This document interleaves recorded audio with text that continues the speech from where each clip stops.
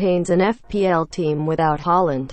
Viewer discretion is advised if you are a Haaland owner because you are down bad.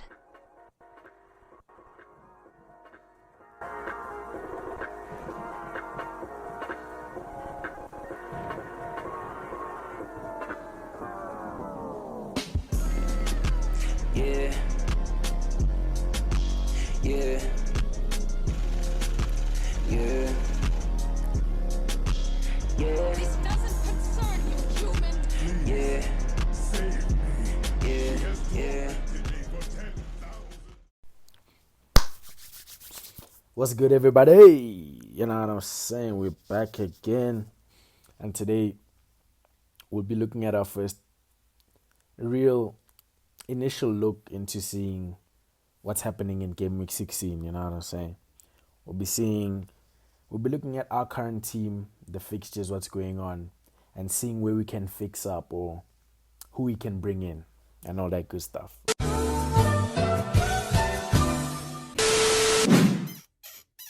You know what I'm saying?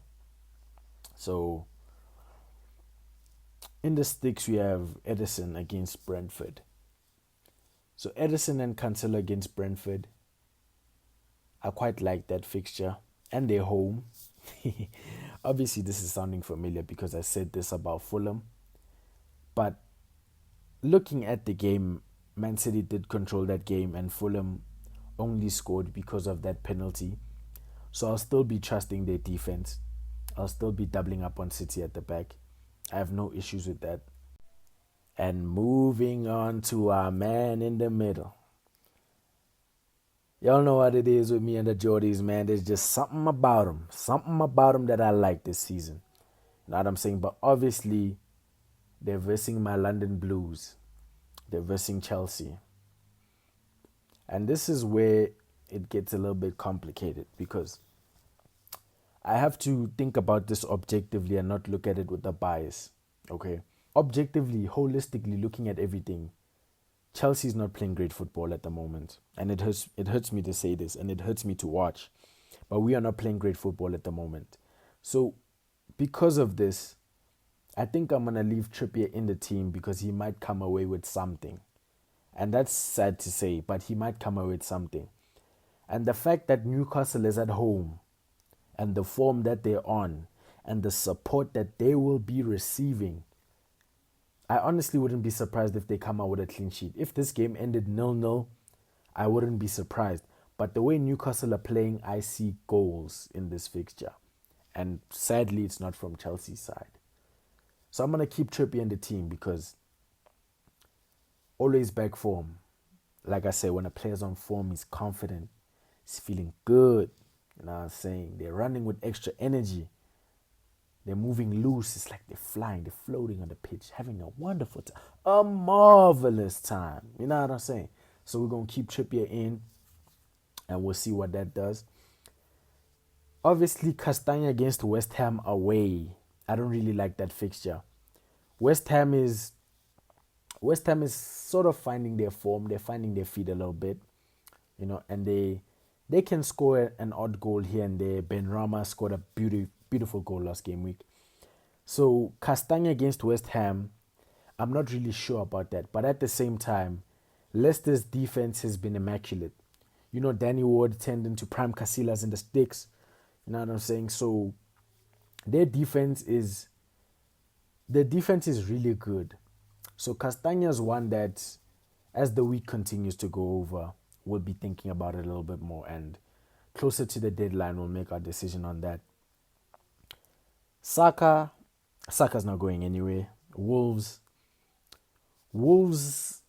have a new manager, I think. I don't know when he's coming in, but they do have a new manager. So adapting to his play style might just put them in a little bit of a vulnerable position.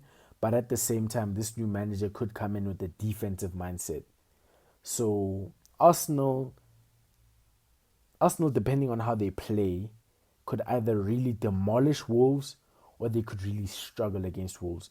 But Saka is on penalties. Let's not forget that. So if Arsenal were to get a goal-scoring chance of any kind, we would back him to take that penalty and get some points. So Saka's not going anywhere. He's staying in the team. Mr. Wilfred Zaha, Mr. Willy Wonka. Willy Wonka is staying in the team. He proved himself last game week, goal and assist with all 3 bonus. We love to see that, man. Thank you, Zaha. You made this week a little bit less of a headache. We don't have to do any more transfers with you, but maybe we'll still keep you in mind, you know what I'm saying, depending on whether there's more pressing matters at hand. So Zaha staying. I like Zaha. I like Nottingham Forest. You all know how I feel about Nottingham Forest. They cannot defend. I don't think they play defensive football. And obviously, I don't really trust their defense. That's why I'm kind of leaning into putting Anderson in instead of Castagna. But like I said, Leicester's defense is very good. So as the week goes on, that's one of the things I'll be considering, one of the things I'll be thinking about. Kevin De Bruyne.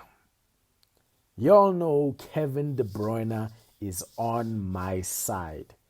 Kevin De Bruyne is Team Rosa. You know what I'm saying? Kevin De Bruyne staying in the team. They're home against Brentford.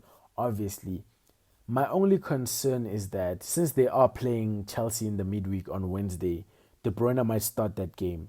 And if he starts that game, that puts him in doubt to start on the weekend. That might put in the likes of Foden's, the likes of Grealish.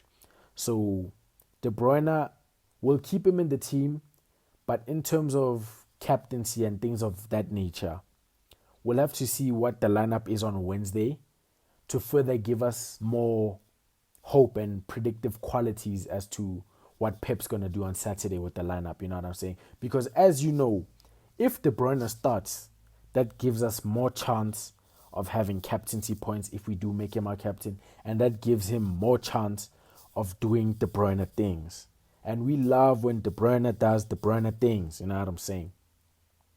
So that's one we'll have to look out for in the midweek, you know what I'm saying? Almiron, Miguel Messi, Lionel Almiron. Y'all know how I feel about this man. Y'all know how I feel about this guy. The same thing with Trippier.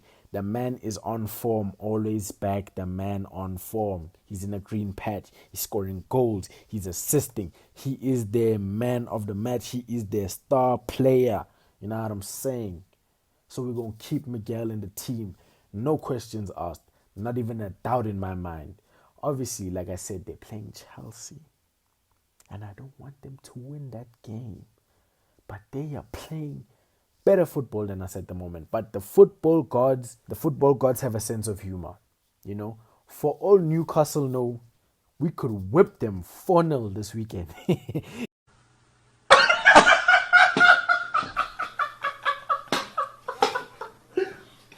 Right. You know what I say?